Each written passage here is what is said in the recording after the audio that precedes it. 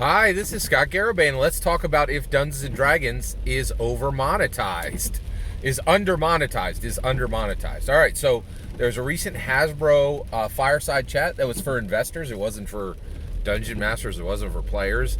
And there was a discussion of Dungeons and Dragons at the brand level, saying and Hasbro said flat out, Dungeons and Dragons is massively under monetized, right? Now, immediately, right, the OSR Elite, who I deem as DM James, DM Bloodsworth, and OGGM, so I heard OGGMs. I'm guessing that DM James and DM Bloodsworth opinion will be exactly the same, because 99% of the time it is. They all say the same thing on their channel. They all come from a kind of a geezer grump. I'm old person doesn't like new thing, right? Like it's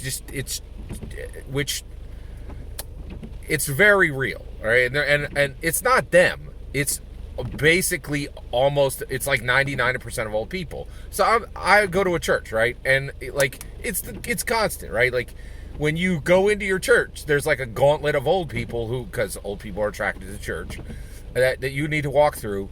And I got to a point where, and maybe I should fix this, but like where actually I do ask questions, right? But I just kind of turn off my brain because it never changes, right? When you ask old people, they're going to complain, right? They're complaining about their health, they're complaining about some new thing, they're complaining about crime, they're complaining about voting, whatever, right? Like, and basically that, the OSR Elite is just literally old. Grognard means old complainer, and OSR is a haven for grognards. Every single person that I just mentioned is a grognard, right? So it's not surprised that they're old and complaining, right? So basically, of course, they complained immediately about D&D, about Hasbro having the audacity to say that D&D is under monetized, right? But they didn't stop to think, is it true, right? And it's 100% true. D&D is massively under monetized, okay? All right, so let's do some math together, okay? Let's keep it super simple. I want to just talk about the PHB. So if you bought in 2014 the PHB, you would get 10 years of play. The new one ain't dropping until 2024. So so you would pay $50, right, for the PHB. Now let's compare it to God of War Ragnarok. It just dropped. It's a AAA game, right? So let's compare. What is the value to the person who bought that, right? So basically, God of War Ragnarok would actually cost you $60. Let's lop off $10. Let's say you got a deal, right? And you could get a deal every now and then. So they're essentially the same price. Let's call it $50, okay? So what are you going to get in 10 years for God of War Ragnarok? Let's think about it. So one, my son played God of War Ragnarok. He said he got about 40 hours of play out of it, right? And that he very much enjoyed it, right? He will almost certainly play it 1, maybe 2 times more, okay? So he's going to get 120 hours of play for $50, right? So what is he getting? So each hour of play cost him less than 50 cents. Less than 50 cents, right? Now, what do you get for the same? What do you get when you buy the PHP?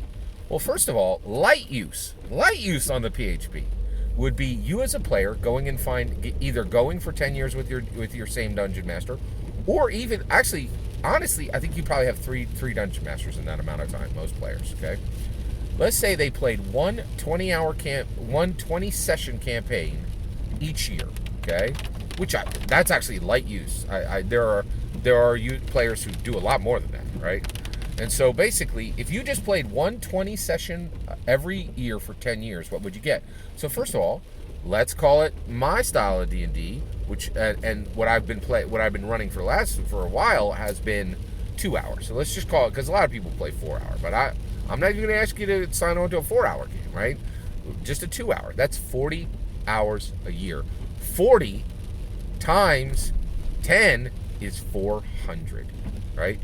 So the player's handbook so 120 hours worth of play versus 400 hours of play is literally, you would get 3 times, right? So you get 360 plus 40 more, right? So 3 times the amount of play that you would get for the exact same priced product, right? So that's just one player. Let's not even talk, like, and that doesn't even take into account, and also, right? If you bought God of War, you sat on your couch and you twiddled your thumbs. You gained virtually nothing, right? You made no new friends, right? Good Lord. What do you get if you use that PHP? Well, according to Matthew Mercer, you get a spouse, you get millions, right? Like, that's the possibility. You can get a spouse and you can get millions, right? Like, if you play your cards right, you could be the next Matthew Mercer, and actually, not even Matthew Mercer, just Marisha Ray, right? She bought a PHP, she got a spouse, and she got millions, right? Like, that's how high you can go, right? Like, and actually, you don't even have to go that far. You made new friends. You got, somebody brought Cheetos to the game. Like, there were people there. There was literally 3 other people there. You got to meet somebody's pet. You got to pet a dog. Like, you got so much more. You got 400. You got 3 times the amount of hours. You got socialization. You got new language. You got adventures that were varied every time. When I said there's a little bit of variation, but most of the game's going to be the same, right? That's not the case with Dungeons & Dragons. It's completely custom every single time. Not even a single hour of the play would be the same, right? It's so much more custom. So the reality is Hasbro was 100% right. Dungeons & Dragons is massively under monetized, and the reality is if we were being fair to Hasbro, we would all immediately start paying $150 with a smile on our face for every PHB and, frankly, for every D&D canon hardback. So the reality is the books alone should be triple the current cost. Triple the current cost. Triple the current cost. So yes, Dungeons & Dragons is absolutely under monetized, and we are doing a disservice by ever complaining about I spent $77 for the Dragonlance book. It was worth every penny. And I don't even have my physical book yet, right? It was worth every penny. And it's actually worth 3 times what I paid for it. 3 times what I paid for it. So the reality is, we owe Hasbro. And people don't like to hear that. They're like, I don't owe a corporation. You do. They have guardian Dungeons & Dragons for 20 years. You owe them your goodwill, and you owe them your money. Period. End of sentence, right? And they do not deserve your complaints for a $50 price tag on each book, right? The reality is, we are doing a disservice.